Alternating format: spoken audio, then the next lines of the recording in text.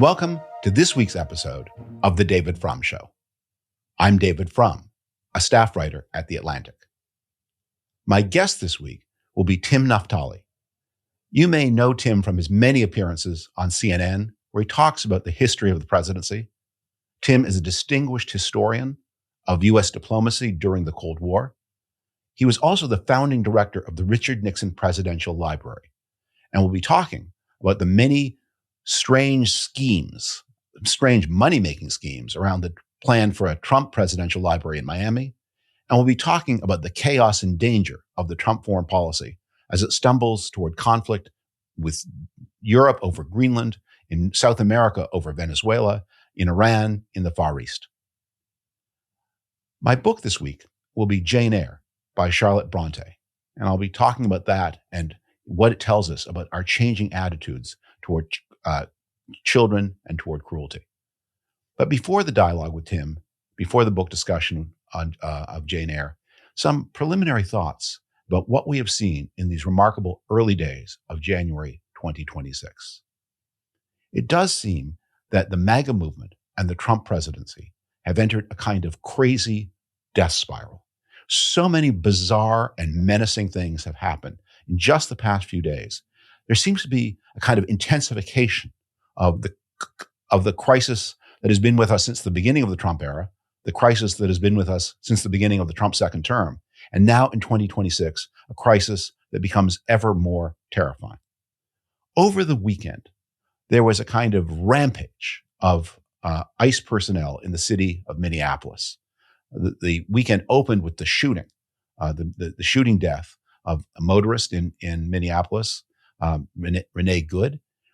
And ICE seems to have reacted to the outburst of feeling about that shooting, not by investigating the shooting, not by reconsidering its methods, but by using ever more brutal methods against ever more people in the city of Minneapolis and the state of Minnesota.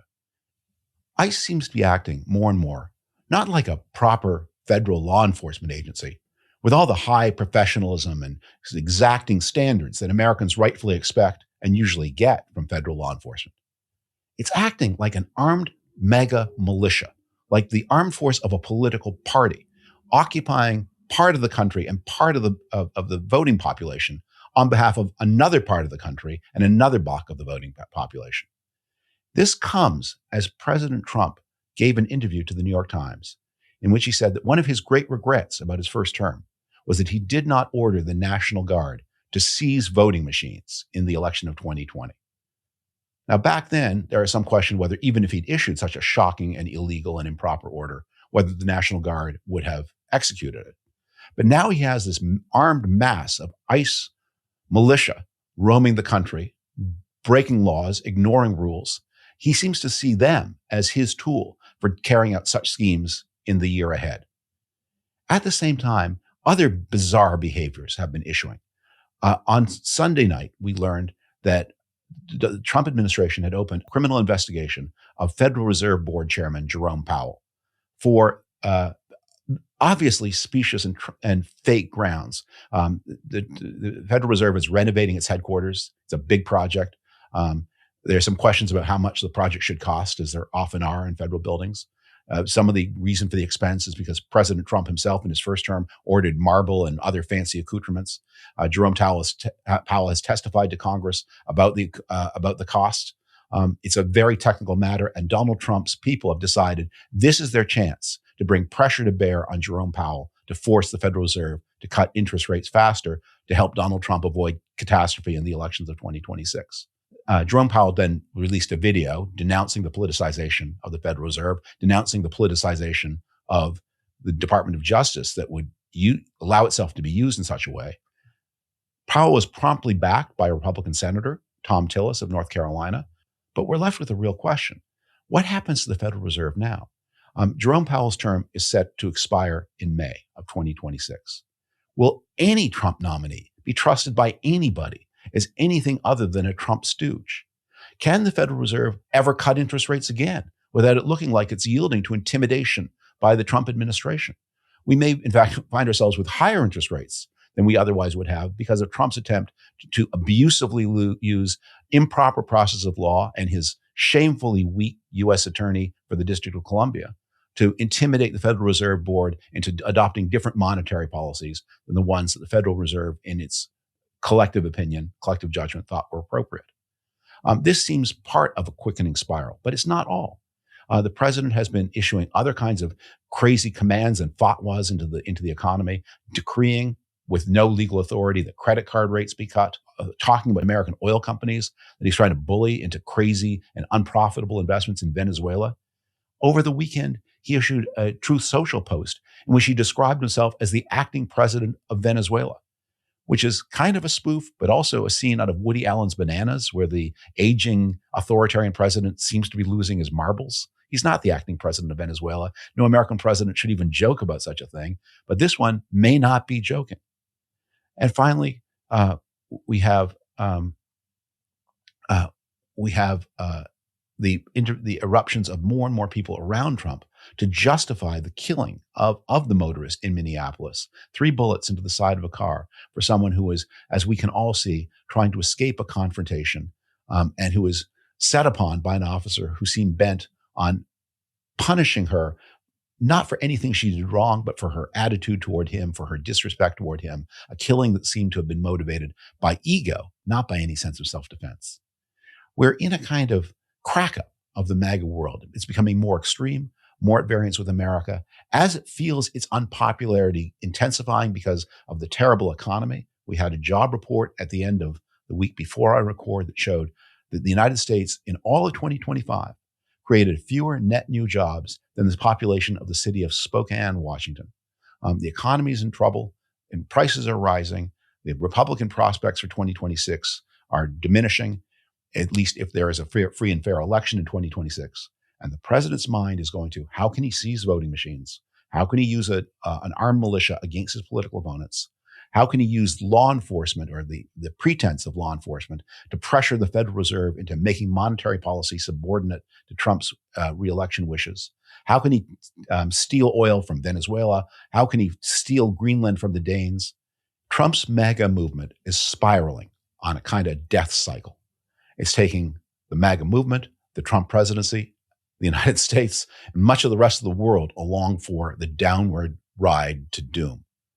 Now, we are not helpless as individuals, as citizens, to correct course, to stop this ride, to prevent MAGA from doing what it wants to do. We're going to have to act responsibly, because there is a stark choice here. MAGA is not America as we knew America, as we believe in America. MAGA is not the America where rights are respected, where police serve the public and they don't attack and harm the public. MAGA is not the America where the law is independent of the president and where the dollar is something that can be trusted by the whole world. That's MAGA's America is one thing. America's America is another. You can have the rule of law in America, or you can have the Trump MAGA regime, not both. This is going to be in 2026, the year for choosing. I am hopeful that Americans will together choose right, but I have to be clear-eyed about what the alternative is, how dangerous it is, and how bent it is on the doom of everything good and decent about the America that as you used to know it. And now, my dialogue with Tim Naftali.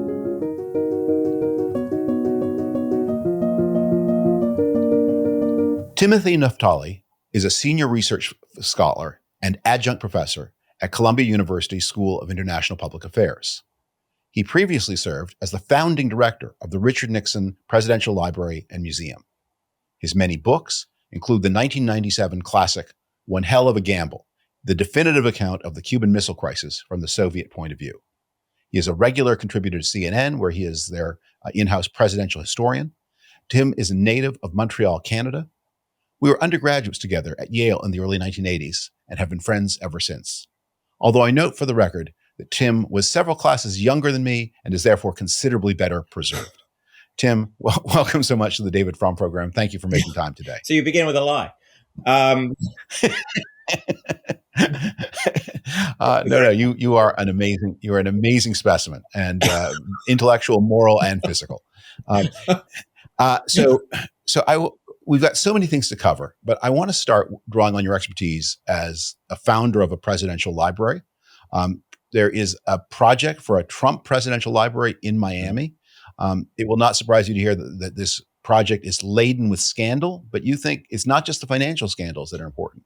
So let's talk about the financial scandal and the intellectual scandal of the Trump library. First of all, it's great to be with you, David. I had the privilege of working for the National Archives and Records Administration, and I was appointed. I didn't apply for the job, but I was appointed to be the first federal director of the Nixon Library.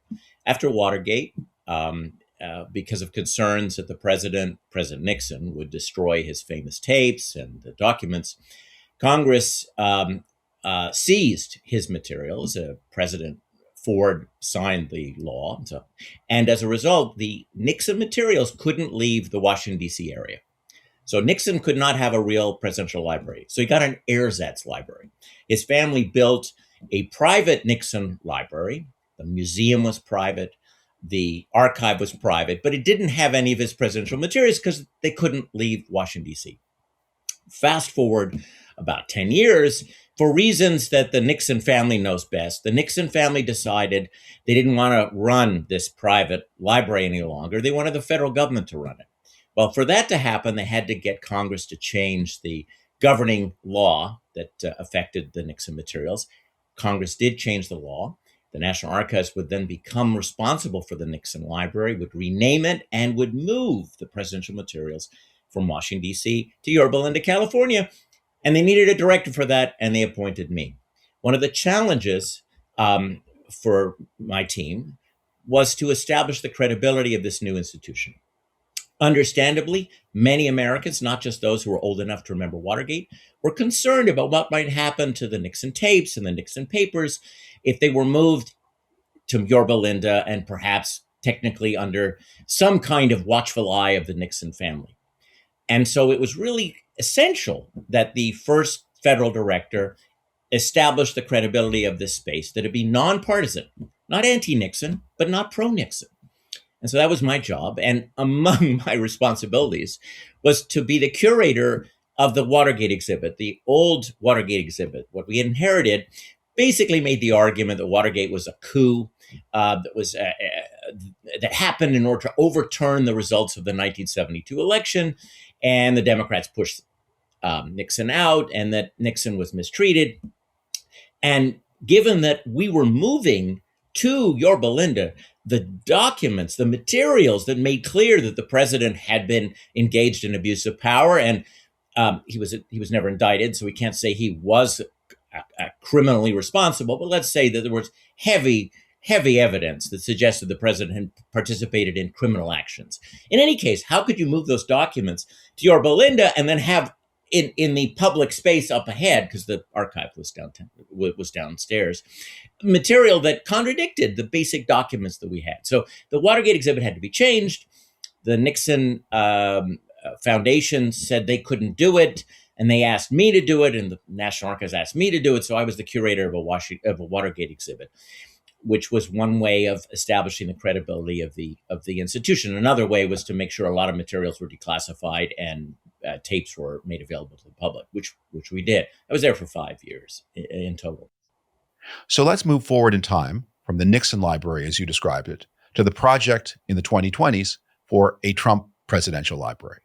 This library, as I read, is to be built in Miami on an extremely valuable piece of land, about almost 3 acres big, on a highly developable strip of road where you could build condo towers or a hotel or something like that. The land at present, or formerly belonged to a local college. The land was transferred by the local college from the college's ownership to the state government, with no payment to the college, not the $65 million that is conservatively estimated, not the $100 million it might be worth, not more, nothing to the college. The state is then transferred the land to a trust governed by representatives of the Trump family, and the idea is that some kind of Trump institution will be built on this parcel of land. But there are a lot of hints that what will be built on the land is not just a library, as we've known it, not even the kind of crazy pharaonic library that you get for Barack Obama, but for-profit uses, condos, maybe a hotel. I've seen you quoted in stories about this project. What do you know about the coming Trump library? How does it compare and contrast to other presidential libraries that already exist?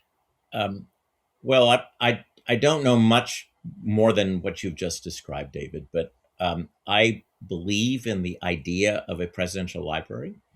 And I believe in the importance of nonpartisan public history. One of the things I learned out in Yorba Linda was that presidential libraries are important local institutions. We had a lot of students from local high schools and middle schools come to visit.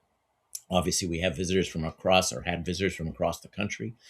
And we were able, in a sense, to try as a team to set a standard for public history. So I believe in these institutions, and I am worried at the development, at the turn that these institutions have taken. You mentioned Barack Obama. President Obama had an opportunity to set a high standard for public history. We could debate his presidency, but what he did not have was a Watergate or an Iran-Contra. He did not have the sort of overwhelming scandal that allies of any president would have a hard time sort of softening, if not deleting entirely. So he had the opportunity to present create a model, a gem for public history, allowing the National Archives to do its job, overseeing a museum. But he didn't do it. He decided that he wanted a private museum. Now, I'm not suggesting that Barack Obama wanted to recreate what we inherited and had to change in Yorba Linda, but it was clear that he wanted, and his team wanted to be in control of how his presidency is portrayed. Now we talk about Trump. Now, I'm not saying that President Trump would be doing what he's doing now if Barack Obama had chosen to have a standard presidential library, but the fact that Barack Obama rejected the standard model of a presidential library just made it a little bit easier for President Trump to create what appears to be Trumpland. And I just think it's disappointing. Our public institutions are under extreme stress. You've talked about this in your podcast on multiple occasions. And I think that as a people, our self-confidence is directly proportional to how willing we are to talk about the peaks and valleys of our history. And one of the places where people can learn about the peaks and valleys of our history are these presidential libraries. And it's sad that we're going to lose yet another opportunity to learn about the complexities of this era because the Trump library will be as disconnected from reality as possible. You asked about corruption and Nixon. Before Watergate, Nixon put pressure on a House committee to give up federal land near San Clemente, which was actually part of Camp Pendleton, and allow him to use it for a library. So that's public federal land, not state land. And Nixon's people were putting pressure on getting that land. Of course, with Watergate, not only did that pressure campaign end, but the then Nixon Foundation collapsed. The one that exists now was created well after Watergate. So the idea of putting pressure on a locality or on the federal government to get land that wasn't really yours for a presidential library, that didn't start with Trump. Nixon attempted to do it, but Watergate ended those particular desires. But even pre-Watergate Nixon, when he thought about, and we'll have a for-profit use in this hypothetical Nixon library, there'll be a cafeteria, a gift shop perhaps. He didn't think we're going to have a condo tower and hotel. No, of course not. That would have, by the way, obstructed the view from San Clemente. Of course he didn't want to have that. Now, come on. Remember, Richard Nixon was a realist. No, of course not. No, remember, let's keep in mind that Donald Trump is our first developer president. And therefore he thinks of everything in terms of development and, of course, self-enrichment. So I'm not surprised. Look, one of the things that's clear about the Trump library is it's going to reflect the mores and the corruption of the era we're living in. So it'll be very representative of this period. Yeah. I mean, Nixon was a presidency who had a scandal. but Trump is a scandal who has a presidency. So, like, with Nixon, there are a lot of, and I've seen this amazing and fascinating institution that has been developed there. I mean, there are different rooms because there are things you can say about Nixon that are not about Watergate. Diplomatic overtures, an important maybe the single most important environmental record of any of the presidents. Very in meeting and failing to overcome economic challenges, race relations, or crime. There are a series of Nixon stories that are separate from the Watergate scandal story. I don't know that there's any aspect of the Trump presidency, that isn't touched by some really important story of self-enrichment or corrupt dealing or law breaking of some other kind. I don't think there's there isn't a room that is not, okay, this is the presidency apart from the scandal. And so, as you say, maybe it's fitting that the whole library is itself kind of a scandal. The first term had a few things that could be pointed to warp speed. Of course, the Trump people don't want to talk about that. MAGA does not include vaccines.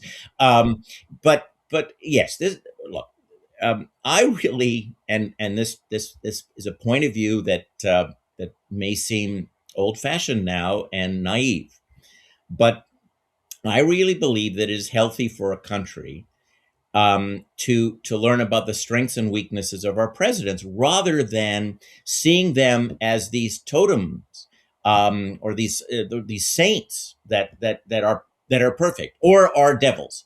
Nixon is complicated. One of the things about Nixon that people might find interesting is that he had a sense of shame. He had a sense of shame, and he had a sense of legitimacy. And his sense of legitimacy was his understanding of what the presidency should look like. And when he thought about the presidency, he was thinking about Dwight Eisenhower, and he was thinking about Franklin Roosevelt. So that's why he was so secretive. Yes, he had dark impulses, but he knew that the American people would not embrace them. And so he was not honest about them. We live in a different period. We live in a period where we have a president who has been reelected, despite the fact that he shared his dark impulses with the American people. And he is not constrained by shame. And Nixon had shame, so it meant internal constraint. And then he had guardrails. And of course, we all talk about them all the time. But his term, his time in office, he had a little more than one term. Richard Nixon had guardrails.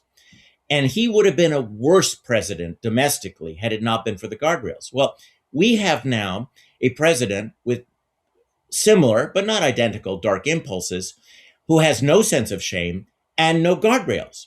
And that's why the Trump presidency in its 2.0 version cannot be compared to the Nixon presidency at all. The Trump first term could be compared because you had a president with dark impulses surrounded by good government Republicans with guardrails. We're in a different world now. Yeah. Well, Richard, I think it needs to be stressed again and again with Richard Nixon that the president he most admired was the unlikely figure of Woodrow Wilson.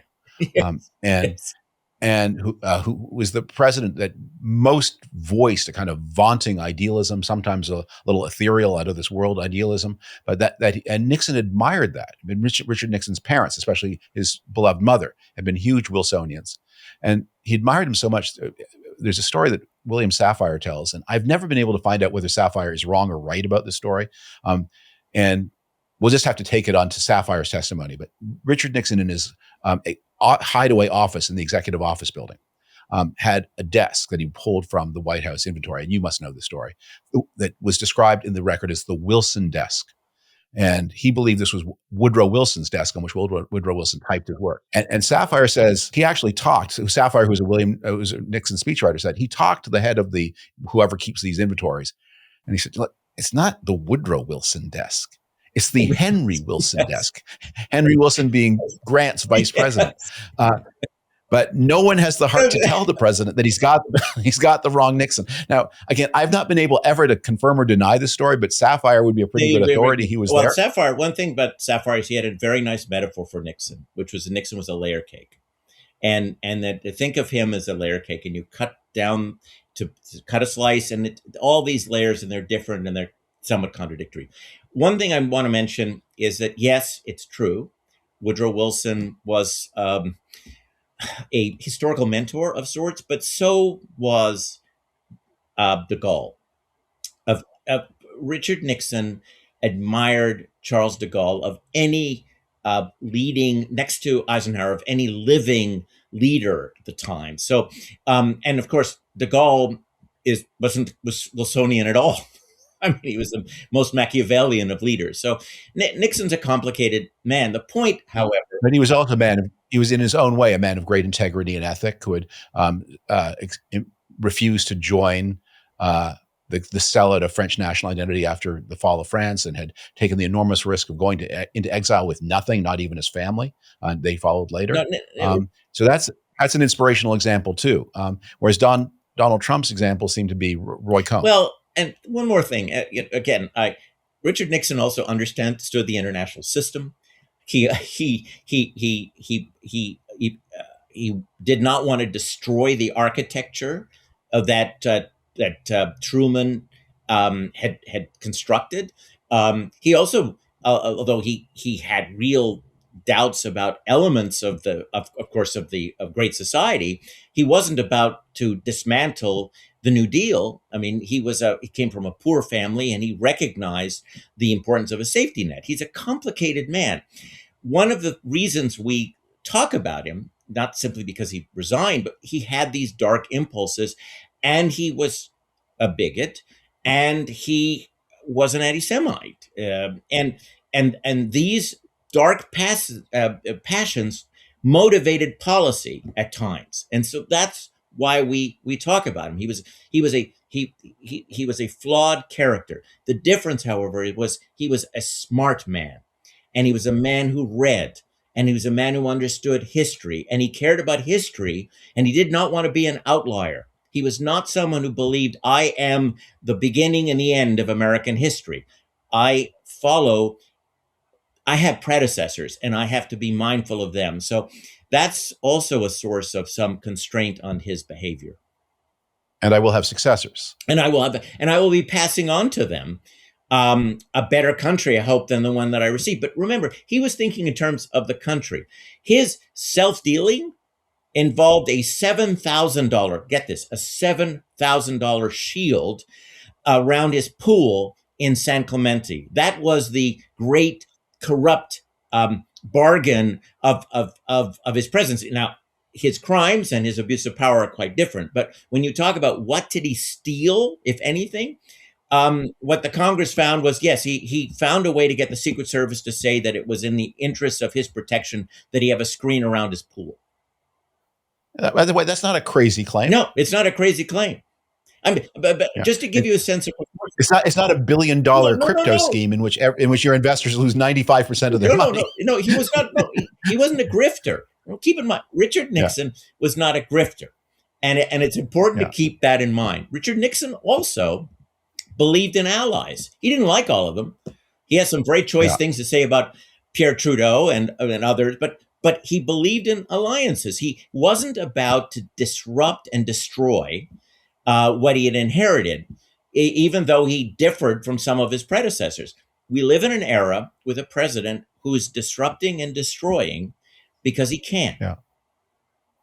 Well, this is where one of my pet peeves is people use the phrase about Trump, the most corrupt presidency in American history.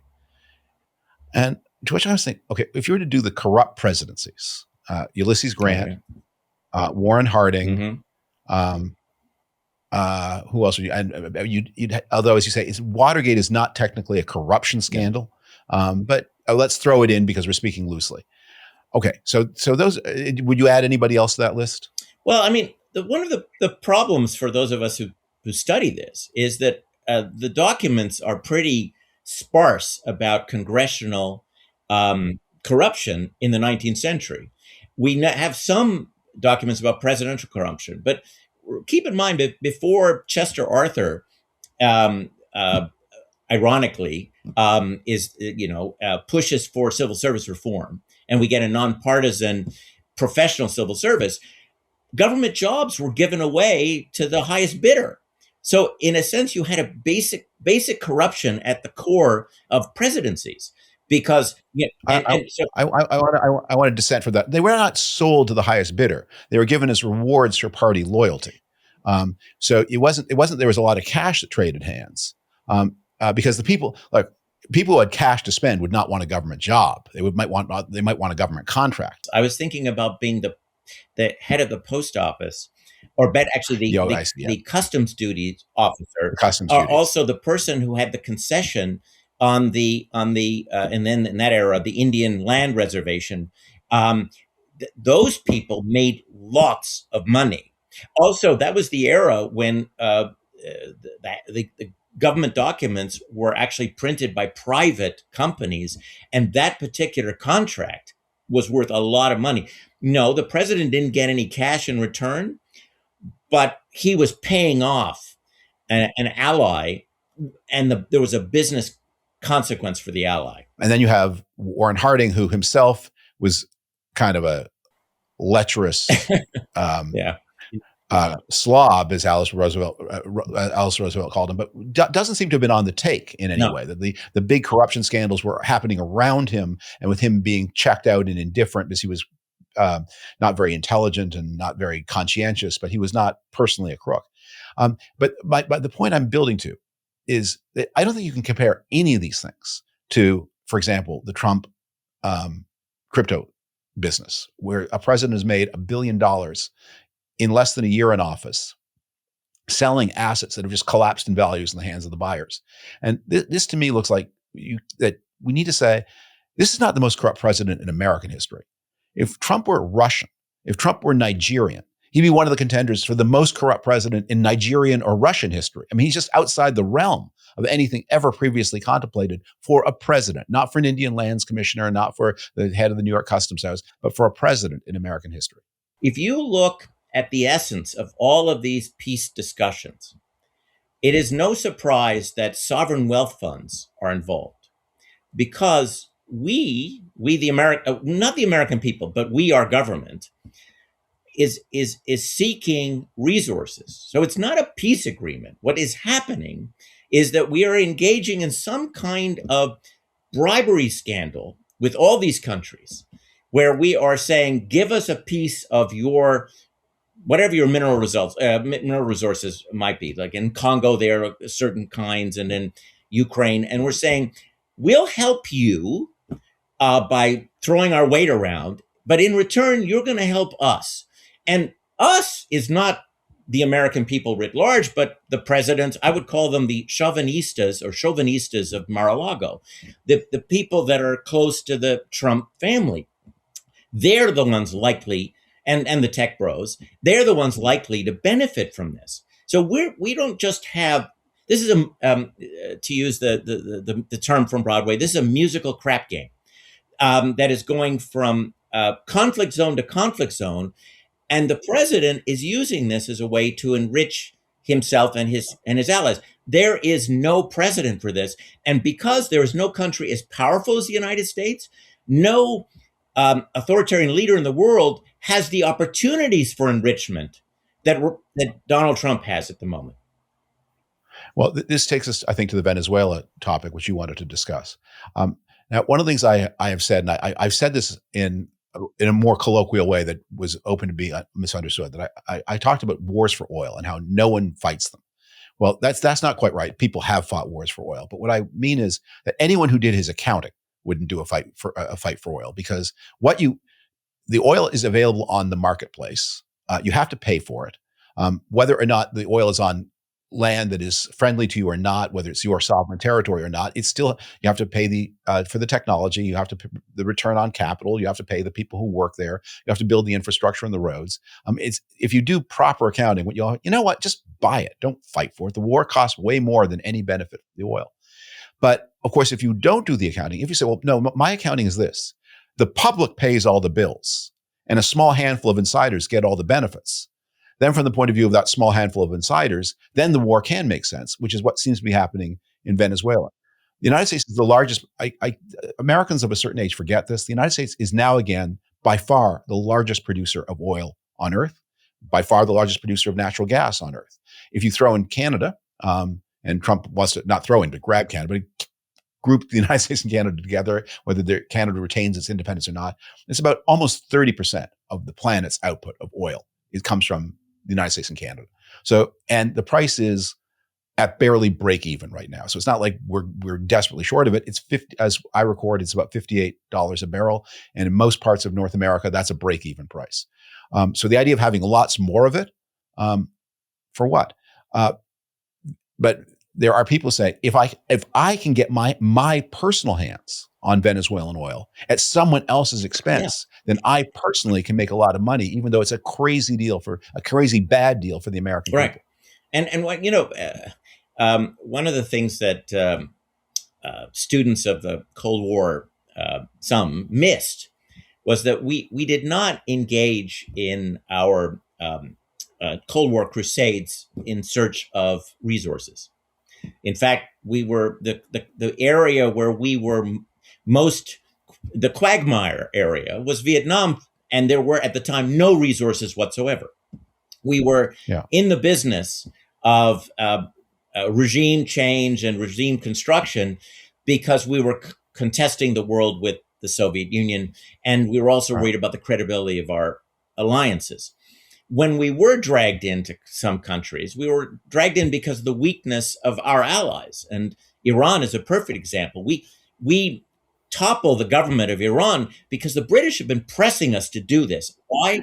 This is in the early 1950s.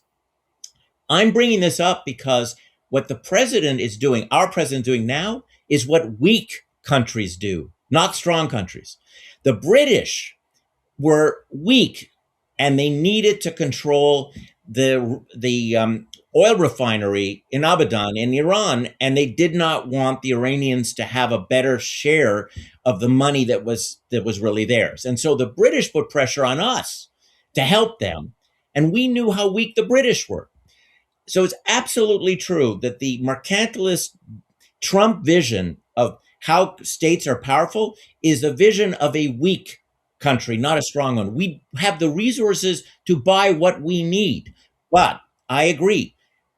What I think is going on is that his buddies are going to benefit, which is why he is dealing with the Congo and why I'm not sure what he's getting from Thailand and Cambodia, but that's why he's interested in the Congo. That's why he's interested in Azerbaijan, and he called it Albania, but it's Armenia. It's because these places have resources, and he and his buddies would like access to it. It has nothing to do with the interests of the United States. Yeah, it's a private profit at public expense. I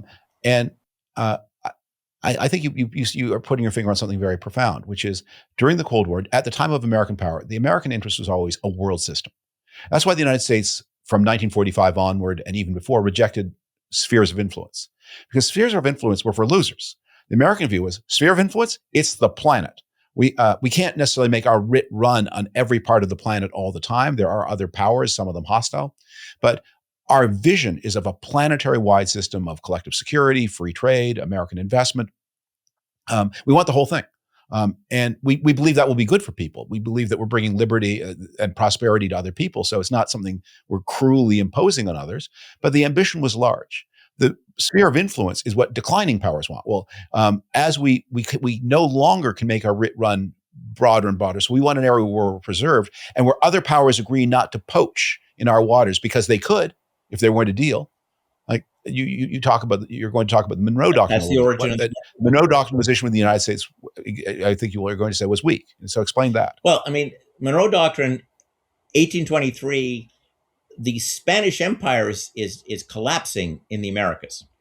There's a great fear that the French and the Russians, what was called then the Holy Alliance, would come in, sweep back into the Western Hemisphere, and reimpose monarchical systems in competition with our Republican system. And so the U.S. government wanted to say to the European monarchical powers, stay away. We will be neutral in your conflicts, in your sphere, stay away from the Western Hemisphere. It was an anti-European doctrine. What happens over time is, as American power grows, the Monroe Doctrine becomes a more offensive Doctrine. I got to pause you there, though, because this is the thing that I think not enough Americans realize when we talk about sphere of influence being for the weak.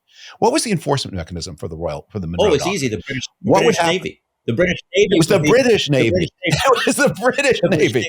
The way the Monroe Doctrine worked was the United States said to Britain, we will offer you privileged access or favorable access to our markets, which were, we fought 2 wars, the revolution in 1812. There's a lot of unpleasantness and ill feeling. Let's put all of that behind us. Let us be permanent friends. Yes, well, and your Navy, which you pay for, will police the Arctic to keep the Spanish and everybody else out of what we are calling our hemisphere. But what we really mean is your hemisphere. Look, we could, and I don't know if your listeners would want to do this, but we could talk about the peculiar relationship between the Americans and the British.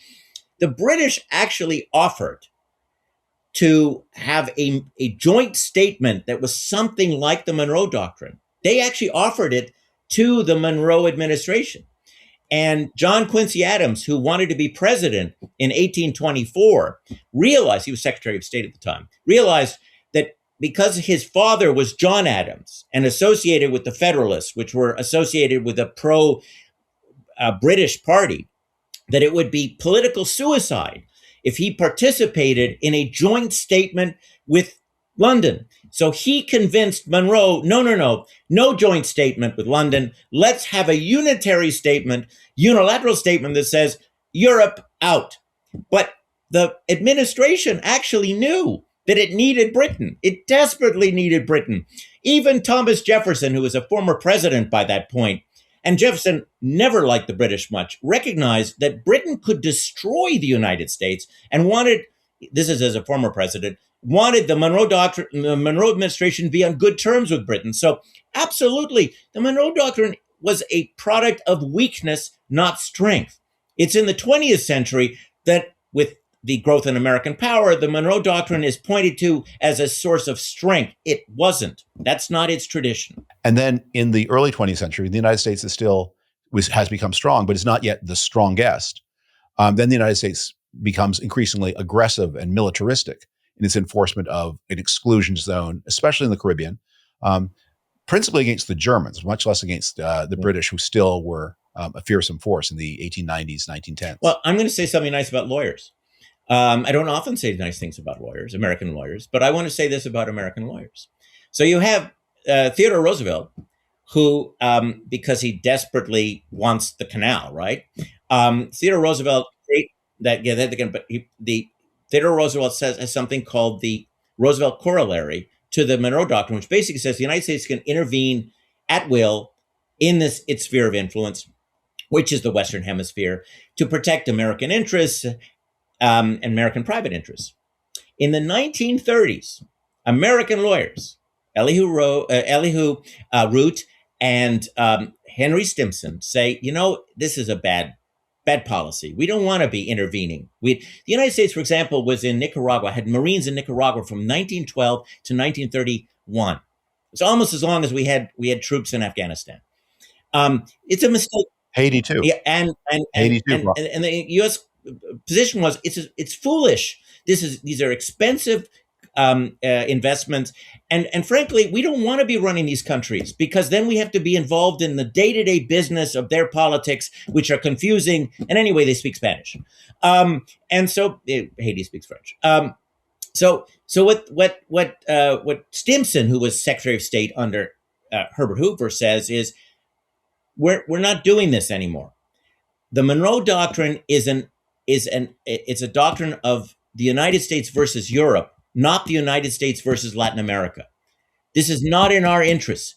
We are no longer going to do this. And so from 1931 until last weekend, our position in the Western Hemisphere was we have an interest in an American system of free states. Different presidents had a different threshold for intervention. But the fact of the matter is, ultimately, what we want are all these states to govern themselves and for us to trade with them. It was not, we want to find the resources we need and acquire them. That had been our policy before 1931. It hasn't been since 1931, and now it has changed. And I sure wish the team in power did a little bit of historical work and realized why we got out of that business back in the early 20th century. Well, they're about to find out the hard way, because uh, if this intervention in Venezuela, I mean, maybe they've just bundled the President Maduro out of town, and they're going to give him a trial and see what happens. I keep saying that they have not calculated enough that he might be acquitted, which you got to think that there is a real chance that could happen. It's because it's not a drumhead court martial. It's going to be it's not a Pete Hegseth. I take away your pension and then you sue me. It's going to be a real trial, and the defendant can win. And by the way, and if the defendant wins, the defendant may have some tort claims against the United States for the summary method with which he was removed. So that could all happen. They didn't seem to have thought about that. But if they are serious about trying to extract oil from Venezuela, the oil is in places where the road network isn't good, where the electrical network isn't good. There aren't enough, I'm given to understand, there are not remotely enough tankers in the world to begin moving Venezuelan oil at any scale. So all of those things are going to have to be built and paid for by somebody. Yes, and ask yourself, with the price of oil dropping, are you're in the oil business, are you going to invest money into what could be a failed state? So then the question is, okay, well, we don't want Venezuela. With guerrilla warfare, a real possibility. Yeah. So then we ask the question, well, we don't want a failed state. Oh, no, we don't want a Somalia. No. And then the question is, okay, how are you going to avoid a failed state with this particular approach to the transition in Venezuela? You've got a group of people whose intellectual worldview is fundamentally different from I don't care how Machiavellian they might be. They're fundamentally different from the vision that the best of the Trump team has for Venezuela. By that I mean Secretary Rubio.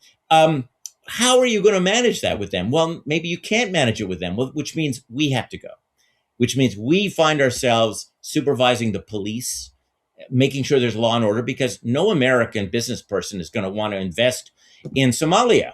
Or you name whichever failed country that might have access to oil. You name it, and they're not going to want to do it, which means we've just managed to create a failed state in Venezuela, or at least that's the possibility. It's amazing to me the hubris that has led to this. But by the way, as we've seen before, hubris begets hubris, because we're already talking about the next great American expedition and acquisition in the Western Hemisphere, Greenland. It's demoralizing. Do you think the Trump Library in Miami will, in fact, ever be built?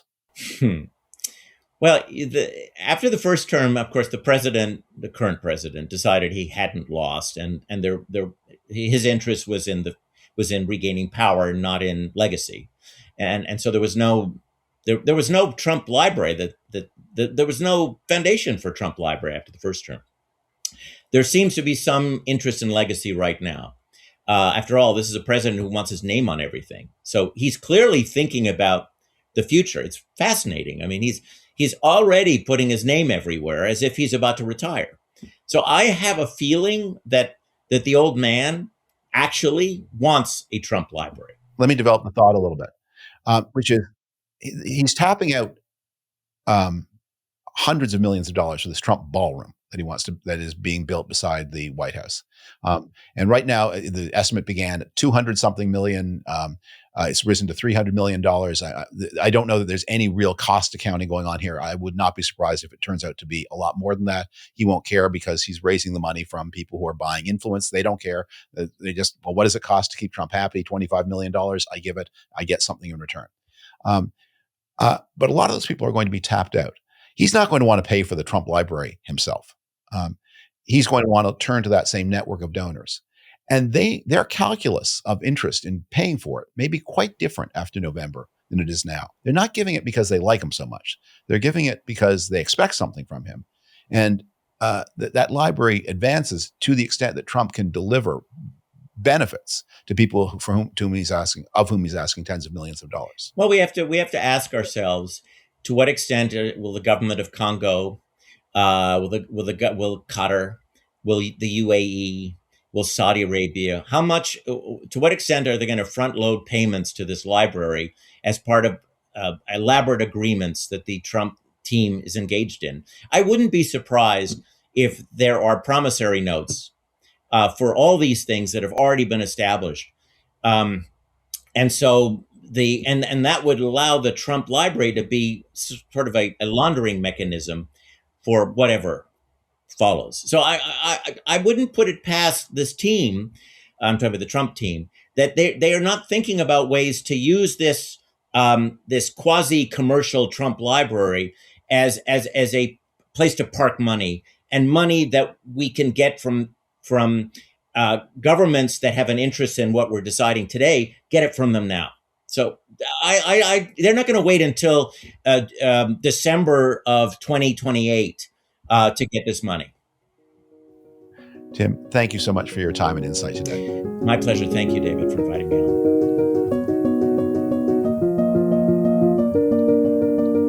Thanks so much to Tim Naftali for joining me today on The David Frum Show.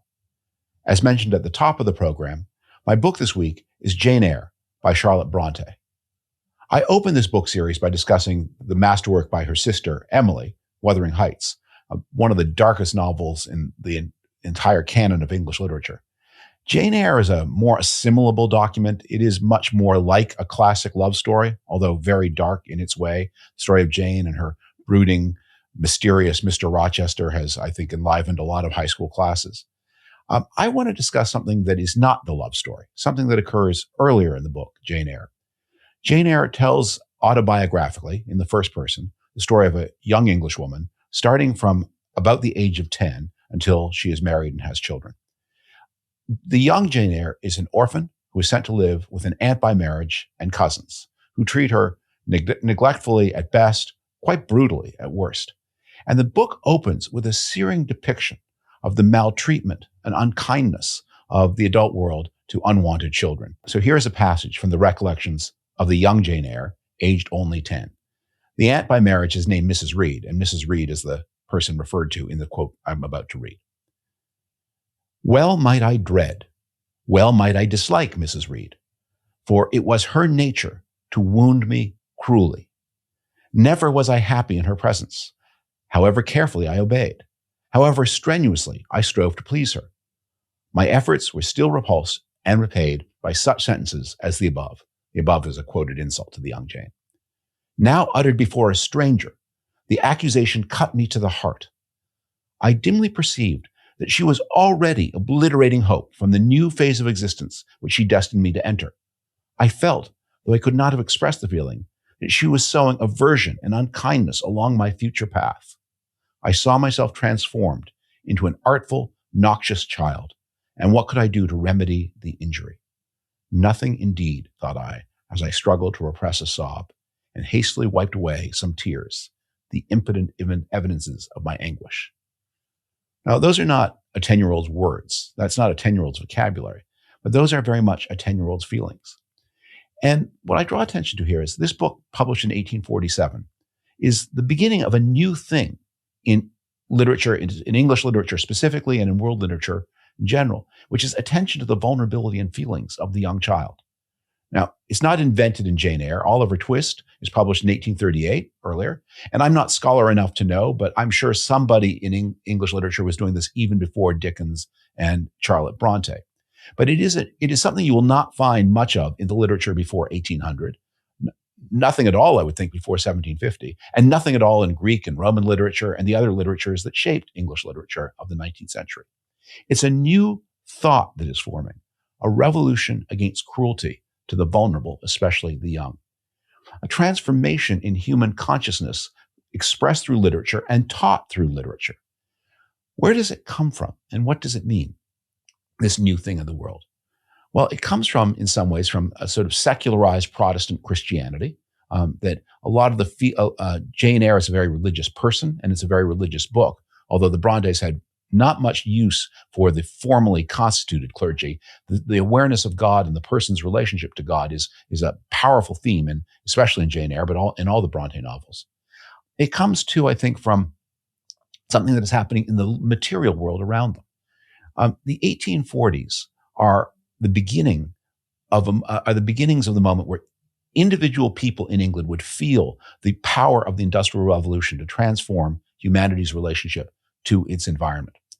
When young Jane Eyre is sent off to school, there's an outbreak of some kind of disease, maybe tuberculosis, maybe typhoid fever, that kills a lot of the girls. Now, Jane Eyre is written before the advent of modern germ theory. Neither the narrator nor the author understand where this disease comes from, but they do have a sense that something could and should be done about it, which is a new idea. Because as people become more masterful toward nature, they become more insistent that something better than what existed before could and should happen.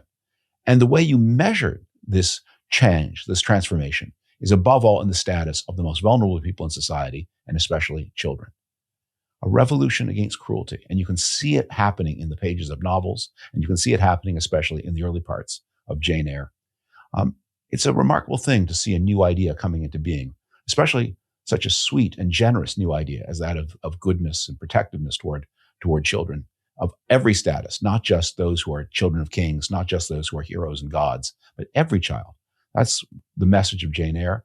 That's a new idea in the world. And it's one that we're still integrating into our consciousness, but that has more and more power to shape and guide us, and should have more and more power to shape and guide us. The rejection of cruelty is one of the proudest things about modern humanity, and it's good to meet it. It's good to meet it at the beginning of its career, and to speed it along its way at this later phase in its career. Thanks so much for joining me today on the David Frum program. As ever, I recommend, if you would like to support the work of this program, the best way to do it is by subscribing to The Atlantic. That way you support the work of me and all of my colleagues. You can follow me on social media at David Frum on both Instagram and X Twitter. I am so grateful that you joined this week. I hope to see and talk to you again next week as you watch or listen to The David Frum Show. Thank you. Bye-bye.